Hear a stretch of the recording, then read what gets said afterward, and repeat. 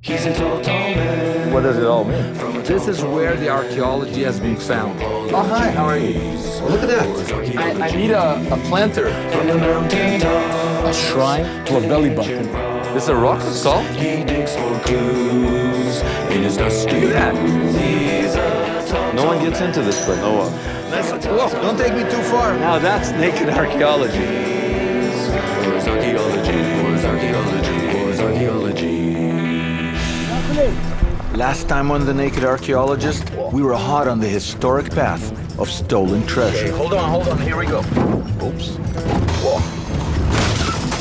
We're in Jerusalem, on the Mount of Olives, across from one of the holiest places on earth. For Muslims, it's the Dome of the Rock. For Jews, it's the Temple Mount. 3,000 years ago, that's where the Temple of Solomon stood. King Solomon's temple once contained billions of dollars worth of bullion, and these, the holiest icons of Judea. The Ark of the Covenant held the Ten Commandments. The golden table of divine presence held holy bread to bless all harvests. The silver trumpets of truth were blown by the high priests to call in the Sabbath. And the golden candelabra, or menorah, was designed by Moses according to detailed instructions from God. These temple treasures were considered the holy hotlines to God. Control them, and you had direct access to the Almighty. And then they were stolen. Jerusalem was ransacked twice. The priceless temple riches were looted by Babylonians, returned by Persians, and once again ripped off by Romans. The Ark of the Covenant was lost in the shuffle, and billions of Jewish bullion was blown on the splendors of Roman architecture. But the magnificent Moses-designed menorah, the golden bejeweled divine bread table, and the silver trumpets of truth were left intact and stashed by the Emperor Vespasian at the edge of the Roman Forum for centuries. And that's where I went, in search of Jerusalem's temple treasure. This is Rome. This is the heart of ancient Rome, the Forum. This is where we know from ancient sources like Josephus and from the Arch of Titus that they brought the treasure of the Temple of Jerusalem. And they paraded it right down this route where all these thousands of tourists flock. They don't realize that they're walking along the very path that the temple treasure took. And they paraded it right behind me, through this very path, right by the Senate, up the hill to my left. They gave thanks to their god, the pagan god Jupiter, and finally they would have taken the temple treasure and housed it just that way, in a building that they built especially for the treasure called the Temple of Peace, or more properly, the Temple of Pacification. Could the priceless temple treasures still be here? Is it really that crazy to believe that I can find them? The Arch of Titus, a tribute to Emperor Vespasian's son and best general, proves that the holy gold was in the Forum. Ancient writings tell us that it was kept in the Roman Temple of Peace. And I tracked down historian Leah Klein, who showed me a recent excavation believed to be the ruins of that temple. What we understand is that the menorah, the golden table, and the silver trumpets were brought to the Temple of Peace and put on display. It would have been displayed along with the booty from other triumphs, so Greek statuary and beautiful objects that displayed the extent and the glory of the Roman Empire. Leah tells me that Jerusalem's temple treasures were displayed here for 300 years, but we won't find them here today, because in the 5th century, a massive and powerful band of Germanic barbarians, made up of Visigoths and Vandals, took control of North Africa from the Romans. Impossible that our armies cannot defeat them. We've been masters of the art of warfare. They're only barbarians and we're civilized. Every moment we delay is an advantage to the Romans. Our combined armies have never been as strong and united as they are now. Our men have never been more anxious to fight, to pillage. Using Carthage in modern-day Tunisia as their base, the barbarians launched raiding missions. And in 455 CE, they sailed into the Mediterranean, up the Tiber River, and did the unthinkable. They sacked Rome. And for 14 days, they looted the city of its riches. What happened to the treasure? As far as we understand, we know that the Visigoths came and laid siege to Rome, and this is when they disappear from the archaeological record in Rome. So it was the Visigoth, the Vandals that took it, the barbarians grabbed it? Barbarians, the Vandals. And then? And then that's where I drop off the story. Once they're out of Rome, I don't know much more about them. And not many people know, because the sightings of them trickle away. Trickle away, some say, right down here, into the Tiber River. Behind me is the Tiber River, the mother river of Rome. When the barbarians were literally at the gates of Rome, legend has it that Christian Roman soldiers, in order to save the menorah, grabbed it and threw it into the river behind me. If that's true, it's still there. But there's another theory, and that theory holds that in fact the Vatican sent soldiers here, dredged the river, got the menorah, and to this day it sits in the secret vaults of the Vatican. And to this day, suspicions run strong. Just in the last few decades, Israeli presidents and rabbis have made official requests to various popes that the vast Vatican storerooms be searched, not just for the menorah, but for all the Jewish temple treasures. It seems many important people are convinced that there's some booty in the basement. And though they've all been denied access by the Pope, I've been introduced to Vatican archaeologist Olive Brandt, who just might be able to get my foot in the treasure's door. Now, you're an archaeologist who works with the Vatican, and I know that a former Israeli politician asked the Vatican to give back the temple treasure. Have you seen the temple treasure? I think there is a general misunderstanding. The Vatican doesn't have more secrets than any normal modern state. Modern states have a lot of secrets. These presumed secret storerooms don't exist. I don't know where the temple treasure could be looked for in the Vatican. The temple treasure did get to Rome, though. Well, yes, we know that an important part of the temple treasure was brought to Rome in triumph by Vespasian and Titus, and that it was exposed in the Temple of Peace.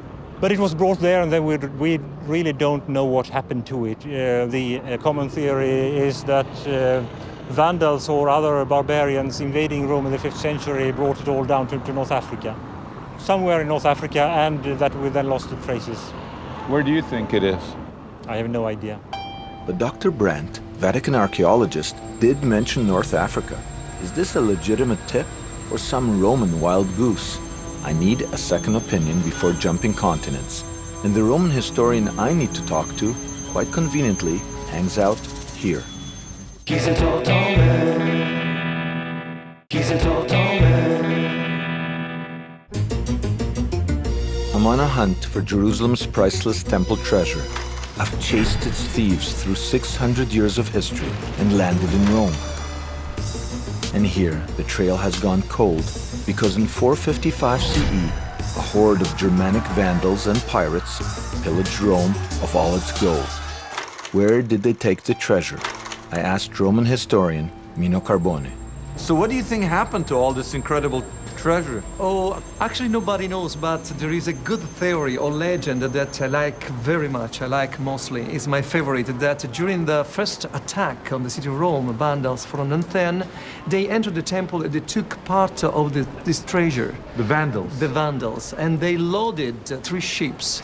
And on the way to Carthage, because the Vandals took Carthage again from the Roman Empire, first city. So they were going to Carthage, 3 ships loaded with the treasure. There was a wreck ship along the journey to Carthage, and most of the ships were lost. And I'm quite sure the treasury was lost with these ships, and now they are covered in the sand in the bottom of the Mediterranean Sea. You like the idea that it's sunk and it's somewhere between Africa and Sicily? This is, what we say normally. If Jerusalem's gold is at the bottom of the sea, I'm guessing that my search is sunk. But maybe I'm giving too much attention to legend when I really should be focusing on actual history. And it just so happens that there are 1,400-year-old writings by an ancient historian named Procopius, who literally picks up the treasure trail directly after Jerusalem's gold leaves Rome. Inside Procopius's books are clues we can use to draw a map. He confirms that the treasure was carried by Vandal pirates from Sicily to North Africa.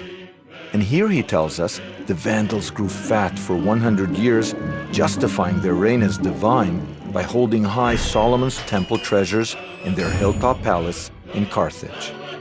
She's stuffed from keel to gunnels with treasure to the value of £500,000. By the end of the 5th century, the Roman Empire had crashed, but it began rebuilding as the Byzantine Empire, shifting its control east to Constantinople, modern Istanbul and Turkey. And the Byzantines were about to bust in on the booty. In 533, Emperor Justinian attacked Carthage, took control of the rich olive oil lands, and took back the temple treasures. But archaeologist Dan Bahat tells me that the treasures didn't exactly receive a golden welcome. After Carthage was conquered by Justinian's army, the treasures of the temple were brought to Constantinople. And the advisors of Justinian told him, "What are you doing?" Wherever those treasures were, the city was destroyed. First Jerusalem, then Rome, now Carthage. And if you leave it here, this will be also the lot of Constantinople. So better send it away. Then, according to Procopius, he sent it to Jerusalem. I told you I smelled danger. Stop your yapping. Fearing that a curse was brought upon any empire that kept the temple treasures hostage, Justinian sent the holy icons home. In the direct translation of Procopius, he sent them back to the sanctuaries of the Christians in Jerusalem. And it's this one line of translation that has directed almost all of the treasure hunters here. The Church of the Holy Sepulchre. You have layers of architecture, layers of faith, and an entire edifice of religion right here. And the church was established on top of the supposed place where Jesus was buried. It's for this reason that for over 17 centuries, this church has been considered by most Christians the holiest church in Christendom. It seems logical to assume that Procopius was referring to this church when he said that the temple treasures were sent to the Christian sanctuaries in Jerusalem. There's a whole network here. There has been digging done here, lots of it. The Knights Templars certainly did their share during the Crusades, but no temple treasure has ever been found. And I've just discovered that's because everyone's digging under the wrong church. Archaeologist Dan Bahat has shown me a secret, hidden in the walls of Jerusalem's Temple Mount, that he believes may actually lead us directly to the correct location of the temple treasure. He's a tall, tall man. He's a tall, tall man. Archaeologist Dan Bahat has shared a secret that just may direct me to the final resting place of Jerusalem's gold. Professor, thousands of people go up and down over here, and they don't notice this thing. But I think it's very important, because you told me so. And also, I think it's somehow connected, amazingly enough, to the story of the temple treasure. Yes, definitely. As we know, the treasures of the temple were in Constantinople. Then, according to Procopius, Emperor Justinian sent it to Jerusalem. Exactly at that time, he finished to build the Church of Nea in Jerusalem. Actually, the full name of the church was Nea Theotokos, which means the new church of the birth giver to the Lord. Bahat tells me that the Church of Nea, or the new church, was enormous, a tribute to Christendom. It had just been completed in Jerusalem at the time the emperor brought the temple treasures to Constantinople. Take your men to the inn. Stand guard over the silver.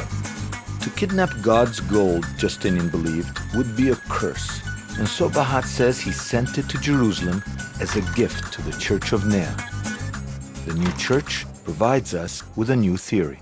You say it's not the Church of the Holy Sepulchre, it's the Church of Nea, and this is the lintel from that church. Yes, exactly so.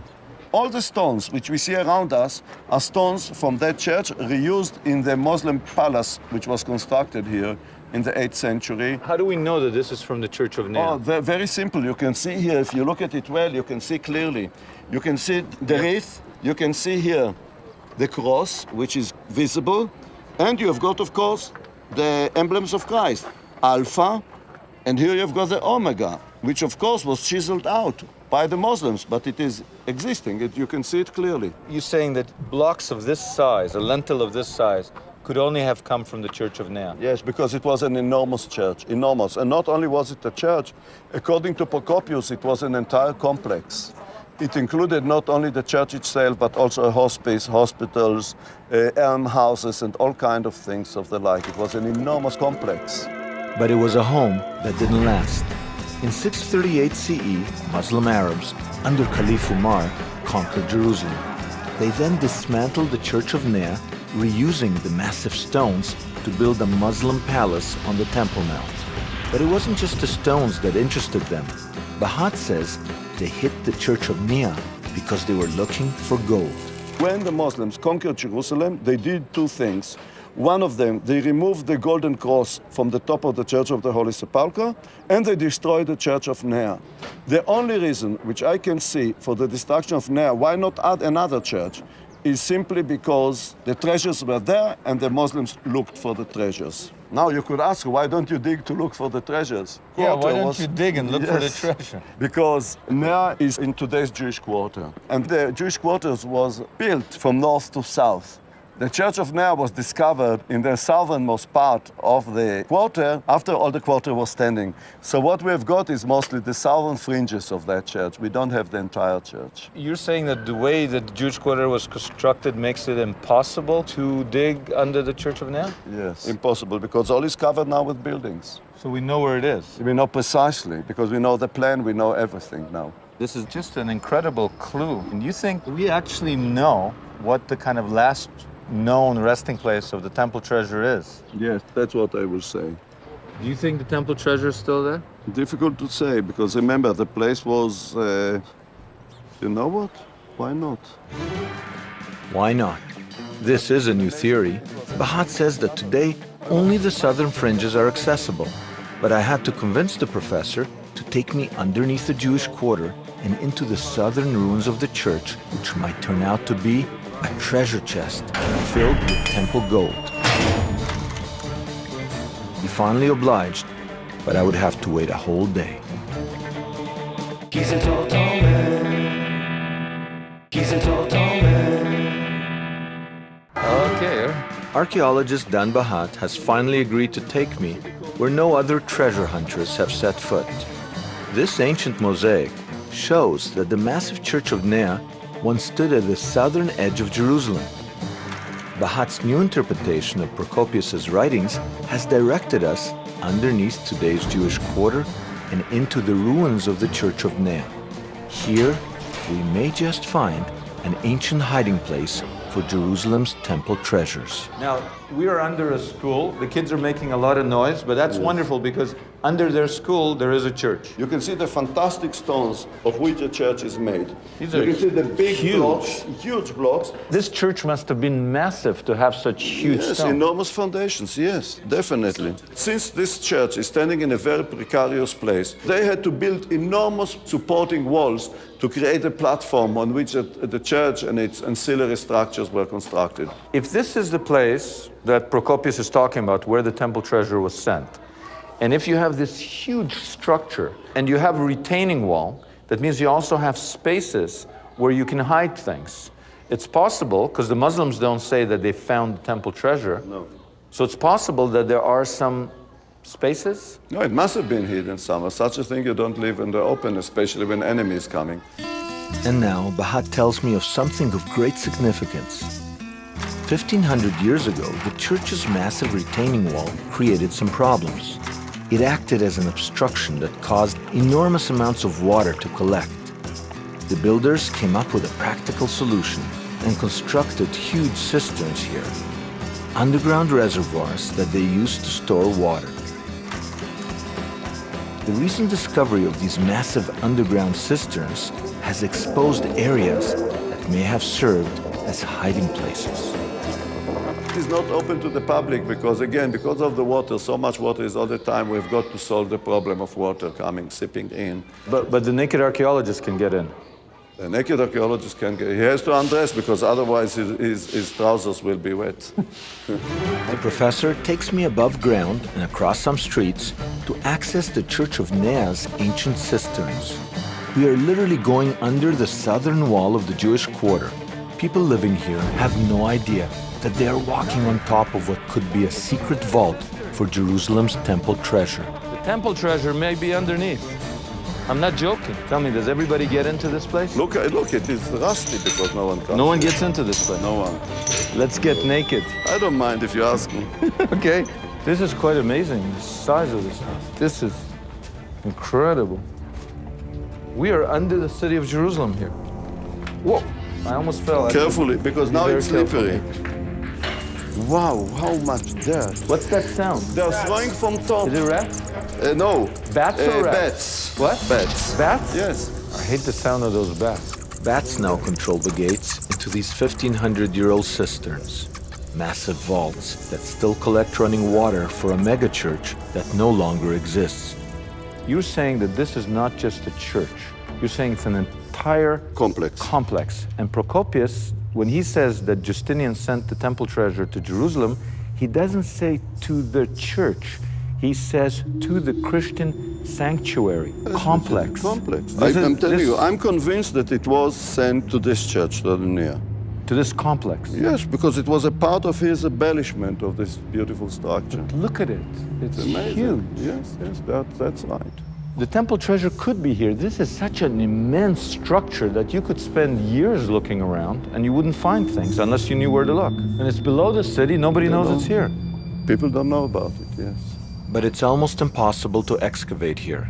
The slope and geography are such that this place fills with water after every heavy rainfall. It has many problems of technical problems, like always in winter it is full of water. There are many problems which are involved, that's why I didn't do it yet. But Bahat is convinced, and now so am I, that this is where the temple treasures were delivered by Emperor Justinian. And what's most frustrating is that they may be here still, resting under centuries of accumulated sludge and runoff. To excavate this entire subterranean church complex would cost millions, a price tag that for now keeps archaeologists far from what may be the greatest archaeological find of all time. He's a total man.